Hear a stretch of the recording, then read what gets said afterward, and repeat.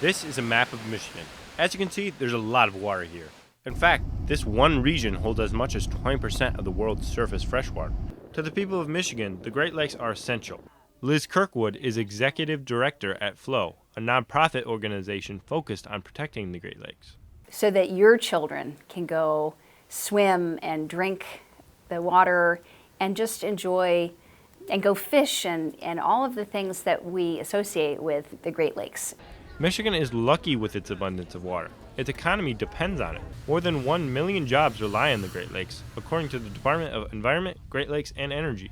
But on the other side of the country, some places are much less fortunate and have much less access to fresh water.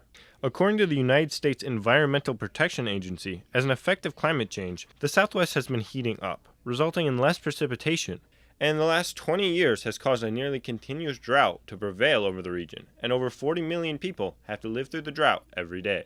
Tom Minkley, a professor of geology and geophysics at the University of Wyoming, has been studying long-term change in the Southwest, especially the effects of the drought.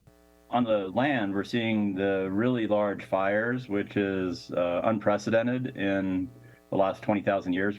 Trees are dying. We're seeing changes in the flowers, so the annual plants are different, and the amount of water that's running through the rivers are less. So we have a place with no water over here and a place with a lot of water over here. So why don't we connect the two and start pumping water over to where the drought is? And boom, problem solved. Whoa. Now, you might think it's that simple, but an actual pipeline for fresh water would be massive, expensive, and controversial. A pipeline would have to go almost 2,000 miles across the country and go up 7,000 feet in elevation. That's a large amount of weight to lift. Water is very heavy. And to add to all this potential difficulty, there's also a literal mountain range in the way. The energy levels needed in order to make this happen are massive, so let's take a look at an example. How far can we transport fresh water? Well, the largest water pipeline in the world is the Great Man-Made River in Libya, and it spans roughly 1,750 miles, or roughly the distance from Chicago to Los Angeles. In all, there were 5 stages to finish this project, with an estimated $25 billion and 23 years to completely build.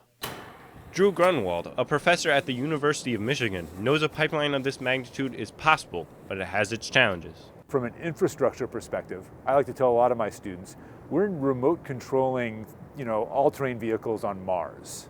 The possibility of building the type of infrastructure to carry water across the country is probably there. I have not done the cost estimates of it. It would be extraordinarily, almost cost prohibitive. Another hurdle that would need to be overcome is local and federal laws that make it near impossible. Nick Schreck, a law professor at Detroit Mercy, is very well versed in the legislation designed to protect the Great Lakes. So back then in the early 2000s, some of our legislators started looking around and they said, how would we stop someone from taking Great Lakes water to another part of the country or another part of the world? And that started these negotiations to develop something called the Great Lakes Compact, which is a law that we have that actually bans diversions of water out of the Great Lakes Basin. A total of 8 states and 2 Canadian provinces are members of the compact that has approved by the U.S. Congress. In order to overturn the compact, you would have to go all the way to the top of the United States and Canada government. Finally, the water supplies of the Great Lakes aren't limitless. Only about 2% of the Great Lakes are actually fed each year from rain and snowmelt. The rest is water that's ancient water. It's left over from glaciers from the last ice age when they retreated. So that means that if we're using more water than that, 2-3% of Great Lakes water that can be replenished each year by rain and snow, over time you deplete it. And so we could see that happening where, over many years you could actually see the Great Lakes running dry.